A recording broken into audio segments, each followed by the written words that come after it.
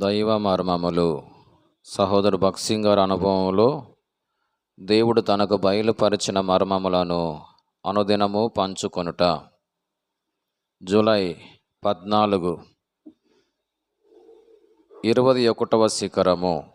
వాక్య భాగము: ముదిం వచ్చు వరకు నిన్నెత్తుకునివాడను నేనే, తల వెంట్రుకలు నెరయ వరకు నిన్నెత్తుకునివాడను నేనే. నేనే చేసి ఉన్నాను, చంగబెట్టుకునివాడను నేనే, నిన్నెత్తుకొనుచు రక్షించువాడను నేనే. యెషయా గ్రంథము 46వ అధ్యాయము 4వ వచనం. ఇక్కడ మరి ఒక పర్వత శిఖరం ఉన్నది.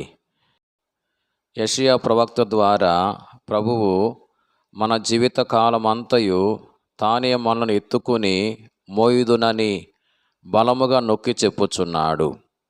మానవ మాతృలముగా మనము భయములతో నిండి ఉన్నాము. అనేక సంవత్సరముల నుండి దేవుని మంచితనమును సమృద్ధిగా అనుభవించినను, అనేక సమయములలో ఆయన మన పక్షమున బలముగా పనిచేయుట చూచినను, మన ప్రార్థనలకు జవాబులు పొందినను, ఇంకను అనేక భయములతో నిండి దీని విషయమేమి, దాని విషయమేమి, రేపెట్లు, లేక వచ్చే నెల ఎట్లు, లేక వచ్చే సంవత్సరం సంగతి ఏమి అని కలవరపడుచుందుము. మన మనసులు భయముతోనూ చింతతోనూ నిండి ఉన్నందున భవిష్యత్తును గూర్చియు, మన ఆరోగ్యమును గూర్చియు, వృద్ధాప్యమును గూర్చియు, పిల్లలను గూర్చియు, లేక అల్పమైన మరి దేని గూర్చియో చింతించుచుందుము. అయితే ప్రతి విధమైన చింతను, వేదనను తొలగించుటకు ఈ ఒక్క వచనము చాలును. ఇవి మనుషుని మాటలు కావు, గాని సజీవుడైన ప్రేమగల దేవుని మాటలై ఉన్నవి.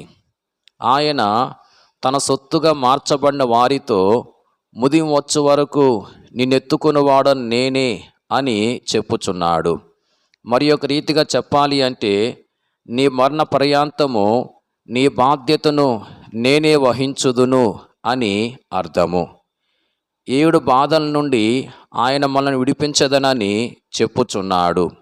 యోబు గ్రంథము 5వ అధ్యాయము 19వ వచనం.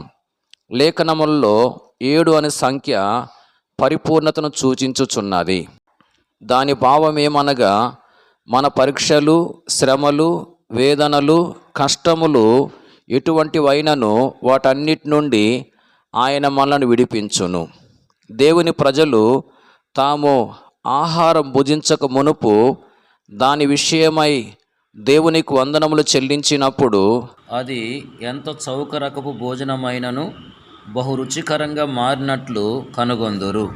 ప్రభు అయిన యేసుక్రీస్తు జనసమూహములను పోషించినప్పుడు విలువగల రుచికరమైన భోజనమును వడ్డించలేదు, కానీ యవల రొట్టెలను మాత్రమే వాడెను.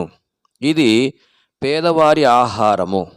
యేసుక్రీస్తు ప్రభువు యవల రొట్టెలను తీసుకొని దాన్ని విస్తరింపజేసి ఆశీర్వదించినప్పుడు అది ఎంతో రుచిగలదిగా మారెను. ఇది సత్యమని మా అనుభవంలో కనుగొంటిమి. Praise the lord.